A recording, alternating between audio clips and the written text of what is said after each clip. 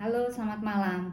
Jadi, share to the point aja ya. Kenapa saya ada di sosial media? Karena memang saya pengguna sosial media. Siapapun itu sekarang udah nggak aneh ya kalau tidak bersosial media, betul? Nah, jadi karena saya mengerti akan kejiwaan dan profesi saya sebagai seorang psikolog,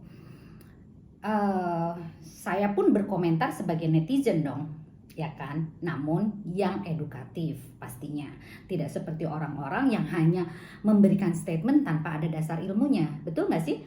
Orang aja bebas berkomentar, saya pun harus berkomentar sesuai dengan bidang saya. Itu pasti. Karena apa? Karena di sini sudah sangat meresahkan. Media sosial itu bukan hanya untuk konsumsi orang dewasa. Banyak sekali anak kecil yang menonton kisah ini.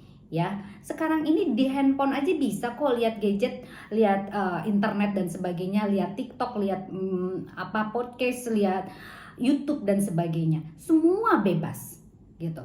Jadi apa dampak psikologisnya terhadap anak-anak, terutama perkembangan anak-anak ya, dan terutama perkembangan dari anak-anaknya mawar gitu loh. Saya melihat sebagai seorang perempuan, saya kasihan dong, kehidupannya di dikhianati lah dalam tanda kutip. Itu terlepas dari kita nggak tahu ya siapa yang salah siapa yang enggak, karena yang namanya perceraian itu pasti terjadi karena dua belah pihak, sebab akibat. Oke, jadi kita tidak boleh menjudge orang itu hanya satu. Di dalam konseling pernikahan pun kita mengatakan bahwa bercerai atau tidak, kalau tidak ada KDRT tetap harus bersatu untuk mempertahankan kerukunan dan kebahagiaan anak-anak. Setuju kan? Setuju pastinya. Namun yang menyakitkan barangkali menurut Mawar adalah perselingkuhan terhadap orang terdekatnya. Dan itu terus dibicarakan, mengumbar-ngumbar masalah itu gitu ya. Dan itu sudah terlalu banyak gitu dia diundang di podcast mana-mana. Yang akhirnya too much gitu, berlebihan gitu ya. Padahal banyak sekali orang sudah bersimpati terhadap kasusnya dia. Harusnya keep silent aja gitu loh. Nah, sekarang sudah beredar, mau diapain lagi gitu. Nah, kalau dari sisi psikologi sudah pasti dong anak-anaknya itu menjadi korban perceraian.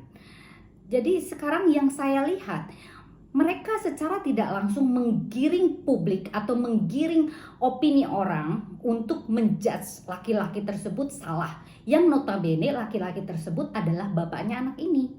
Gitu loh.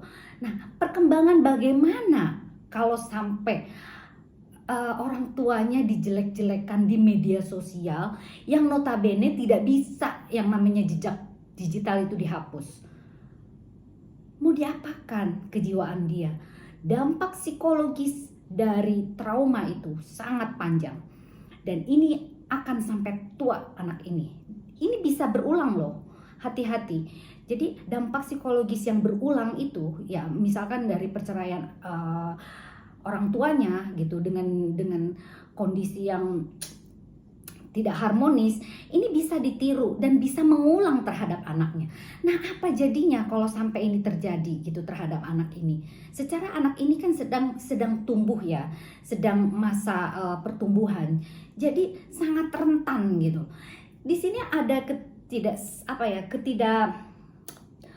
ketidakseimbangan gitu antara informasi dari pihak sana dan pihak sini.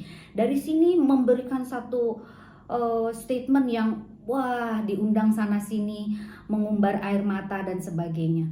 Kasihan loh anak-anaknya, benar nggak sih gitu. Nah, harusnya itu dari sisi psikologis Mawar perceraian ini yang pertanyaan berikutnya ya, menceritakan perceraian karena berpaling dengan ya itu yang tadi saya sampaikan. Jadi perceraian dengan rasa sakit hati biasanya itu memang menjadi sesuatu yang harus diucapkan terus untuk mengobati rasa sakitnya itu dengan dia berbicara. Namun dia salah, dengan banyaknya dia bicara maka nanti akan terkecoh, maka akan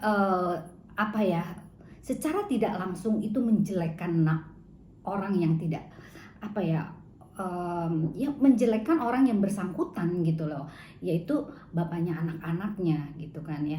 Jadi artinya menurut saya sih stop aja ya, bener nggak sih?